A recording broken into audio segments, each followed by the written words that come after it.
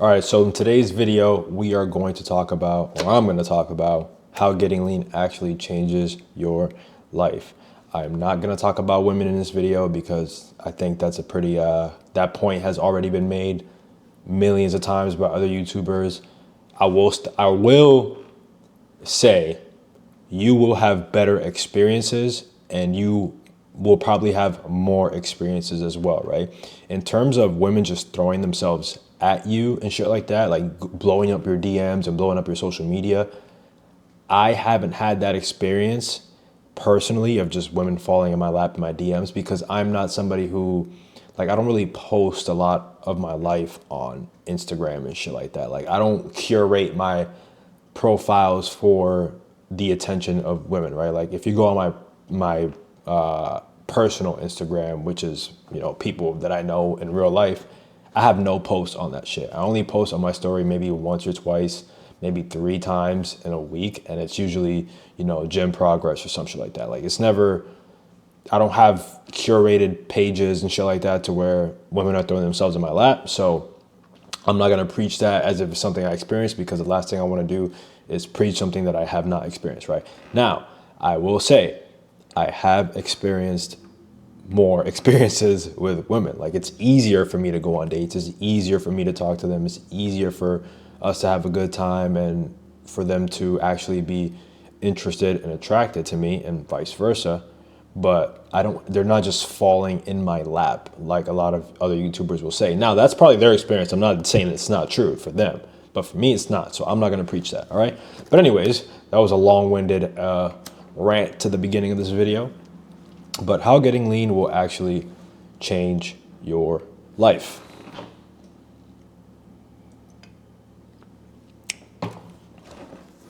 First thing is pretty simple. It's going to allow you to pay more attention to detail.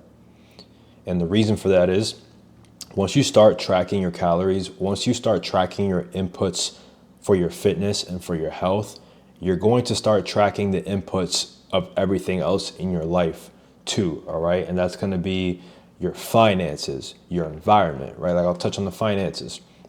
Me, back then, I was never somebody who budgeted. I was never somebody who, you know, paid attention to how much they were spending or where their money was going. I was never that kind of guy. I was in debt 3 times, I believe. I was in debt 2 or 3 times, but each time was over $30,000, right? Credit cards. I bought a car in Hawaii before I got out of the military that I definitely couldn't afford at the time, but I still did it because stupid decisions at that age. I paid that car off now, so, you know, God bless, I was able to do that. But anyways, I was in debt 2 or 3 times. Both times, multiple tens of thousands of dollars, right? Buying stupid shit, buying shit that I didn't need, buying stuff that, you know, I thought I wanted in the moment. And then after I had it for a week or two, I realized that it was the dumbest shit I've ever purchased, right? I did that multiple times because I didn't pay attention to the details. I wasn't paying attention to what I was doing. I wasn't paying attention to my habits. And then once I started to, like, really lock in on my fitness, because I've been in the gym for 10 years, okay? I've been in the gym for almost a decade. But I didn't really start tracking and actually paying attention to my habits, like my sleep and my recovery, my nutrition, actually like a training program, shit like that. I didn't start actually locking in on that until about 2 to 3 years ago when I started getting ready for my first bodybuilding competition. That's when I actually started to really dial in on the ins and outs of fitness. And that's when I started to see the most progress. And then that translated into me now today, where it's like, okay, whenever I spend something, I write it down. I make sure I know which budget is coming out of. I have multiple different budgets. I have for bills, I have for saving, I have investments, and then I have, you know, spending for the month, like fun money, and then I have like shit like that, right? And I make sure that I account for every single dollar and where every single dollar is coming out of, right? And that not only allows me to, you know, save money and live a comfortable life, but it also allows me to, wow, I just kind of blanked right there. 1 second, let me I'll get it back.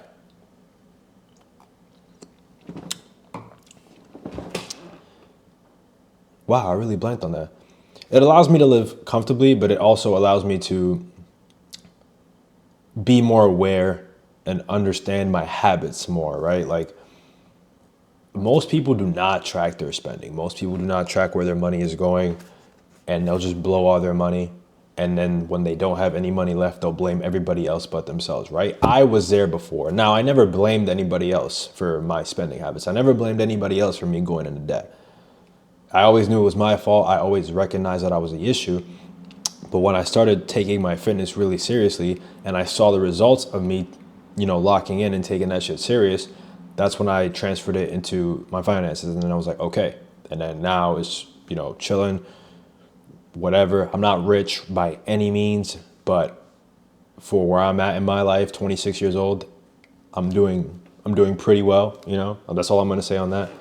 But yeah, so it'll help you pay more attention to detail, right? Your environment. You'll be more willing to audit your environment, see where you need to place yourself, where you can remove yourself from, who's in your life that's not contributing to your goals, who does contribute to your goals, and it'll allow you to pay more attention to your surroundings and your environment, keeping everything clean, tidy, keeping everything, up to your standard. Because when you lock in on your fitness goals, it's not just, physical shit. It's you're developing a standard in your mind that you follow every single day that's going to allow you to get to that goal. And how you do one thing is how you do everything. So it translates into all the areas, right? All right, number 2, your physique becomes the outfit. I remember when I was super skinny, I cared a lot about what I was wearing because I felt that it compensated for me being super skinny, right? I would always ask my mom for the newest clothes when I couldn't buy my own. And then when I had money, I would buy the newer shit, even though I didn't need it, even though it didn't really make up for what I was lacking, right? And I wasn't lacking, muscle and physique. Like, that's not what I was lacking, but I was lacking the mindset of somebody with a good physique. So when I started to really develop that, as I started to develop my physique and get older, go through the years, I started to place less importance on what I would wear. Like, I don't need to buy expensive clothes. When you have a good physique, you do not need to buy expensive clothes. I go to Marshalls, I go to TJ Maxx, I buy shit out of Walmart. Like, these sweats that I got on right now are from Walmart, right? Like, I have some hoodies from Young LA or some name brands, but that's from years ago that I bought.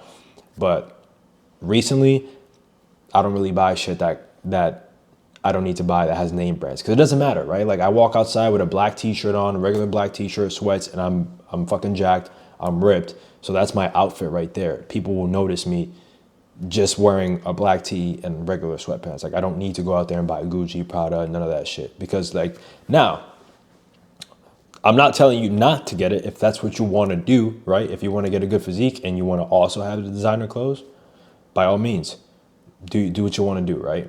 But you don't need to do it, right? Like, a lot of people who buy designer, a lot of them like it, and a lot of people buy it because they believe that it's going to compensate for something that they're lacking, which is a mindset. So you don't need to, but if you want to, you can, and it's probably going to, add a couple more bonus points, but you really don't need to, right? Like, you can get a black t-shirt, you can get a plain white t-shirt, some good fitting pants, whether it's slacks. I like to wear slacks with like kind of a casual dress shirt, not like a regular, not like a dress shirt button up, sometimes a button up, but also like I forgot the material, but it's like regular, like a nice casual shirt with some slacks and some tennis shoes that look good, that are tailored to my body and my physique. And people notice, like, when I was in Dominican Republic a few weeks ago, I was in the club with my cousin, right? We were in the club with my cousin. I think it was actually a bar. It was a bar, not a club. We were in the bar.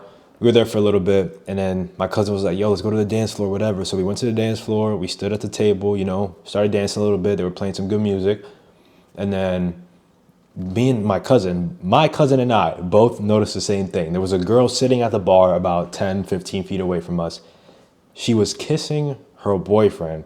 And while she was kissing her boyfriend, so she's kissing her boyfriend, she's like doing this, looking at me, staring at me. So she's kissing her boyfriend, and then her eyes are beaming at me. And it's not like, oh, we just thought she was, no, like we both made eye contact, saw her dead staring at me. And it's because, of the way that I presented myself, right? I had a nice white button-up shirt. That shit was rolled up to my forearms, so you could see my forearms, you could see my veins. My shirt was nice and tailored, so you can see my biceps and my triceps. Like, it was a good fitting shirt that I got tailored. And then my slacks were also tailored, so they were nice and snug with my legs, a little bit short at the ankle. Had some nice tennis shoes on, had some my gold watch on, all that shit. And I was just looking good, man. I had that shit on. And she was staring at me while she was kissing her boyfriend. But the reason I tell that story is because none of the shit that I had on was like designer. None of it was name brand. None of it, right? Like, it was Marshall's clothing. I just got it tailored, and I also have a great physique that accentuates the clothing, right? Because your physique makes the clothes. The clothes don't make the physique, all right? And everything looks good at the end of the day. Whatever you put on is going to look good. You can wear a tank top, it's going to look good, right? Number 3, you care more about your future. And not only your future for you, but your future for your family, right? I didn't really care too much about, like, back then, years ago, in high school, I would say, even sometime in the military, I wasn't really thinking about what my life is going to look like when I'm 60, 50, 60, 70 years old, right? Like, that wasn't really a thought in my mind. Once I started to lock in on my fitness and like really becoming the best version, locking with nutrition, sleep, all that shit, I started to care a lot more about my future and in my family's futures too, like my mom, my sister, like the people who are closest to me, right? To the point where it's like, all right, ma, you gotta get in shape. I need you to be here for as long as possible. We need you here as long as possible. I don't want to lose you to something that you could have prevented or that I could have helped you prevent, right? Like diseases or whatever. Because my mom had cancer before, so she already survived that. I just want to make sure that I do whatever I need to do to make sure that she is here for as long as possible. Not for me, because, I've accepted the fact that the day's going to come and I know it's going to be tough, but life is going to go on and I got to do it. But for my sister, because my sister's still very young, and I want to make sure that she grows up to a good age where she's mentally prepared for that, right? Where she's emotionally prepared for that. So I need to make sure my mom's here as long as possible. So I make sure, or I get on my mom, I get on my mom. You got to go to the gym. Are you eating good? Like making sure that she stays on top of it. Now my mom slacks here and there and it's okay. She's a single mom. She's busy. I understand. But sometimes I just get on her like, you got to be here for as long as possible because I care about her future too. I care about my sister's future too. So you care about your future. You're going to care more about your future, but you're also going to care about the people around you too. If you have a family, like a wife, a girlfriend, kids, whatever it might be, you're going to care more about their future too, because you prioritizing your health and being the best version of yourself physically and mentally is a sign that you care about being here for the people that you care about, if that makes any sense, right? Like, I want to make sure that I can perform at my best for when my sister is older, and I have to, take my sister in at some point because I'm going to be her, at some point I'm going to be her primary guardian, right? The primary person to take care of her. Unless she gets, unless she's older and she's on her own at that point, hopefully that's the situation, right? But you never know. But you're going to care more about your future. You're going to care more about the people around you, their future as well, right? Because you want to be here. You want to spend as much time with them as possible. The next thing is you're received better. People will receive you better, right? When you go up to somebody and start a conversation and they see you and you look like you're in shape, you look like you take care of yourself, you're groomed, you're clean, all that good stuff, people will receive you better. They're going to be more willing to listen to you, to what you have to say, right? And a good example of this for me was when I was working at Equinox and I was working out on the floor, right? Like my favorite thing to do at Equinox to get clients was get them while I'm working out, right? Because I'm not in uniform. I'm not in my Equinox training uniform. So it comes off as less salesy, it comes off more genuine. And on the other hand, people will also see me working out, they'll see what I'm doing, they'll see how hard I'm pushing myself, and they'll also see my physique, right? Because when you're working as a personal trainer at a gym, your physique is your business card, right? Like you don't have a physical business card to give to people. Your physique is your business card. Because when you walk into a gym and you're scanning for personal trainers to see who you want to train you, you're not looking for the guy that looks super out of shape, because there's gyms where where personal trainers are out of shape. You're looking for the person who is in the best shape, right? Especially at a gym like Equinox where you're paying top fucking dollar, right? So my physique was my business card. So I like to pick up the clients when I'm working out. And I remember every time I went up to somebody and, talked to them, good conversation. They ended up sitting down with me, doing a consultation, right? Even if they didn't sign up for personal training, because things just didn't align between the way I coach and the way they wanted to be coached, or the way their lifestyle, whatever. Because at the end of the day, as a personal trainer, you're not going to get everybody as a client, right? Like your training style is not going to align with certain people's goals, because for somebody like me who has a military background, bodybuilding background, and like the way that I look, I understand that for a lot of people as a personal trainer, it might come off as too much, and they kind of want somebody that's closer to their level, because they feel like the person that's closer to their level can empathize with them more, or understands them better, which is totally fine, right? Like that's just the name of the game. But anyways, I was received very well by the people that I talked to, because they saw how hard I worked, they saw how I presented myself, and I wasn't in my uniform. So I was, I came off more genuine, less salesy.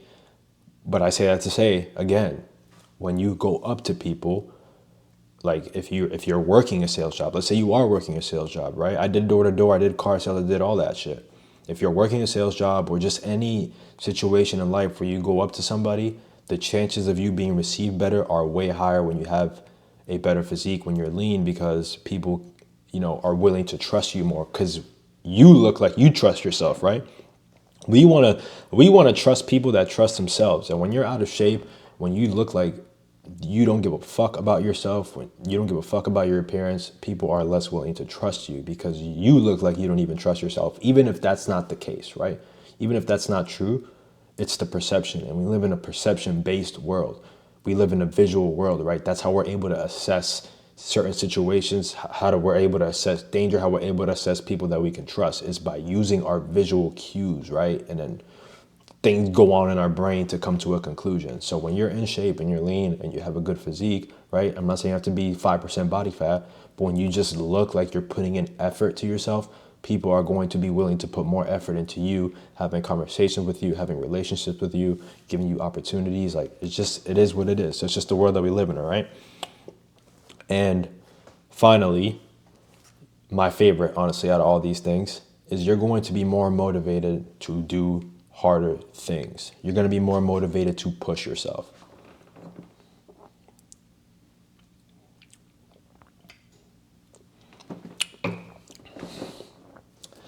For me right now, sorry, you probably heard me smack that shit.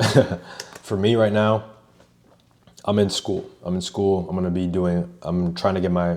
to get my exercise science degree, and hopefully get into a PT school and get my PT cert. Not personal training, physical therapy, right?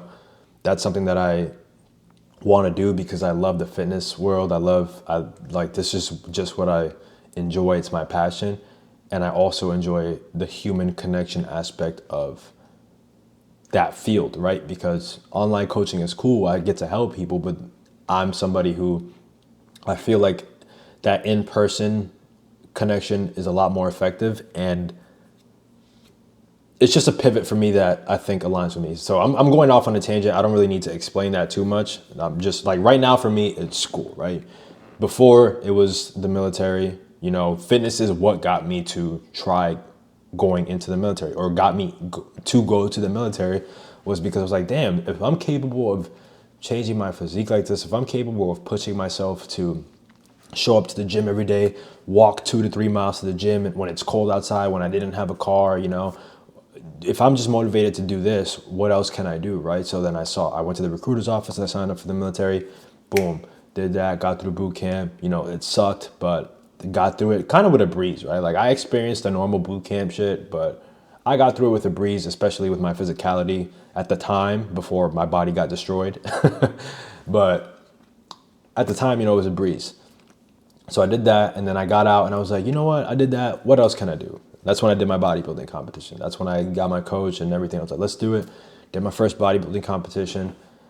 Placed second in my class. I think it was only 4 or 5 people, so it's not super impressive, but to me it was a milestone because I never thought that I would do something like that, and I've always been an introverted, very reserved person. So to get up on a stage and you're all lubed up and all that, not lubed up, no diddy, but to get on the stage and you're all glazed up and you're in your board shorts and people are just staring at you and you're posing, like, for somebody who's as introverted as I am and shit, it was a great experience. I put myself out there a little bit more, so that was good. And it was hard, right? Like I had to prep for 15, 16 weeks. I bulked for a few months, and then for the last, what was it, 15? For the last, I think it was 15 weeks or something like that. I was cutting, and then during the last 3-4 weeks of my cut, I was doing an hour and a half on the Stairmaster every day, which sucked because I have joint problems and shit like that. And it sucked. I pushed through, but it sucked, but I pushed through. I was doing that and it was just brutal, but I got through it and I ended up, doing that. And that was something that I never would have thought that I would have done, but I was able to do it because I just kept doing harder things. And the more you do harder things, you'll realize your tolerance is higher than you think, so you're gonna keep trying to do harder things. Like right now, me doing this YouTube, this shit's not easy. It's hard to talk to a camera for 23 minutes, and even at some points, I catch myself like rambling or going on rants, but that's just how I am. That's how I speak. But it's hard to do this. It's hard to put yourself out there because you gotta open up yourself to criticism and scrutiny and people trying to hate on you and all that shit. So it's not easy, right? This is a hard thing, but I'm only confident enough and willing enough to do this because of all the other things that I've done. And that started with the gym. I started with fitness. I started with pushing myself to go to the gym every day. And then it just kept going and elevating and elevating and elevating to the point where I'm at now. Like I'm doing this YouTube and I'm also a full-time student, going to school for a few years, trying to get a good degree, work in the healthcare field, doing what I love to do. So